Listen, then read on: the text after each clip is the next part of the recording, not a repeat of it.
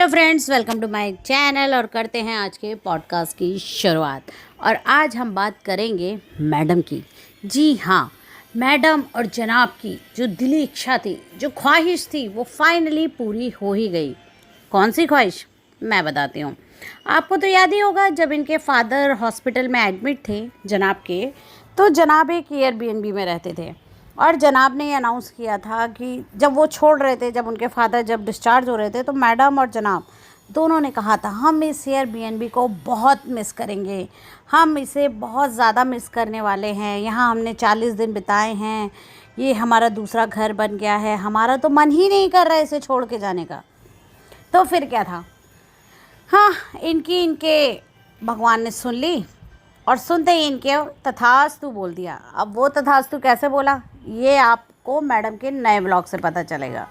जो मैडम का लेटेस्ट नया नवेला व्लॉग आया है, उसमें ताज़ा तरीन खबर ये है कि अब मैडम की जो मम्मी हैं, यानी कि उनकी माँ, वो बीमार हो गई हैं और वो एडमिट हो गई हैं हॉस्पिटल में।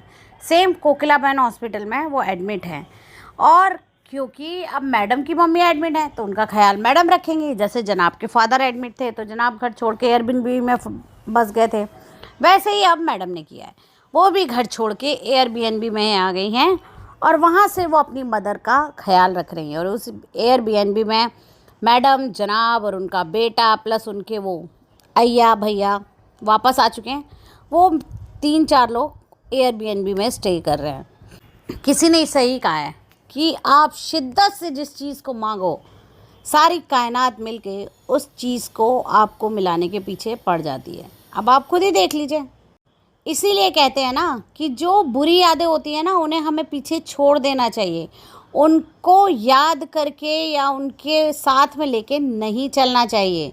अब इन लोगों ने जैसा किया वैसा ही इन्हें भरना पड़ रहा है। इन्होंने ही कहा था ना, ये एयरबीएनबी हमें बहुत पसंद आया, हम इसे बहुत मिस करेंगे। हम एक काम करेंगे, जब कभी हमारा मन करेगा तो हम इसे फिर से बुक कर लिया करेंगे। लीजिए, पूरा मौका मिला है आपको आपके खुदा की तरफ से कि आप इसे बुक कर लीजिए। और आप वैसे ही बुक कीजिए, उसी रीज़न से बुक कीजिए जिस रीज़न से आपने लास्ट टाइम बुक किया था, जब आपके फादर इन लॉ हॉस्पिटल में एडमिट थे। अब आपको बता देते हैं कि दरअसल इनकी जो मम्मी है, इनकी तबीयत कई दिनों से ठीक नहीं थी। आपने जो इनका वो ट्रेजर हंट वाला व्लॉग है, उसमें भी सुना होगा, ये मैडम कहती नज़र आ रही थी कि मम्मी की तबीयत ठीक नहीं है, उनको बहुत सीवियर पेन हो रहा है, इसलिए वो इस गेम का पार्ट नहीं है। और इसके बावजूद वो बैकड्रॉप में पीछे उनके बेटे को खाना खिलाती हुई नज़र आ रही थी, जबकि उनकी सास वहीं पर उसी कमरे में सोफे पे आराम से बैठी हुई थी। तो देखिए, जब आप किसी से 70 साल की उम्र में नैनी की ड्यूटी निभवाएंगे, वो बेचारी सुबह उठती हैं, उनके बेटे का पूरा ख्याल, उनको खाना पिलाना, पार्क घुमाना, नीचे ले जाना, सारी जिम्मेदारी सिर्फ़ और सिर्फ इनकी मम्मी की ही है। और इनकी मम्मी वो जिम्मेदारी पूरी बखूबी निभाती हैं। यहाँ तक कि जब इनके बेटे को प्ले एरिया में घूमने जाना होता है, उस टाइम भी इनकी मम्मी ही उसको लेकर प्ले एरिया में जाती हैं। तो भाई, 70 साल की उम्र में जिस औरत की उम्र है कि वो खाए पिए आराम करे, अपने नाती पोतों के साथ टाइम गुजारे, उस टाइम पे आपने 24/7 अपने बेटे की जिम्मेदारी अपनी मम्मी पे थोप दी है, जिसकी वजह से वो नानी कम नैनी ज़्यादा बन गए हैं।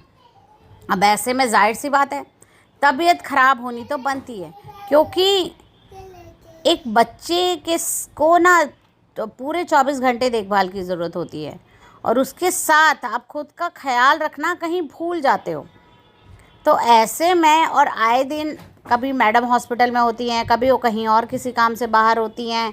अभी बीच में इनके फादर इन लॉ एडमिट थे, तो ये अवेलेबल नहीं थे। तो ऐसे में जो उनका बेटा है, वो पूरी तरह से उन नानी पर ही निर्भर हो जाता है। तो जाहिर सी बात है, उनकी हेल्थ पे इसका इम्पैक्ट तो कहीं ना कहीं दिखेगा ही।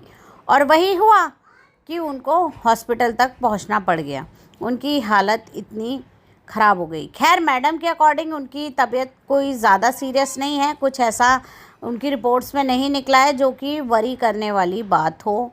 उनको कुछ एक मेडिसिन है, शायद वो रिएक्ट कर रही हैं, वो उनकी बॉडी को सूट नहीं कर रही हैं।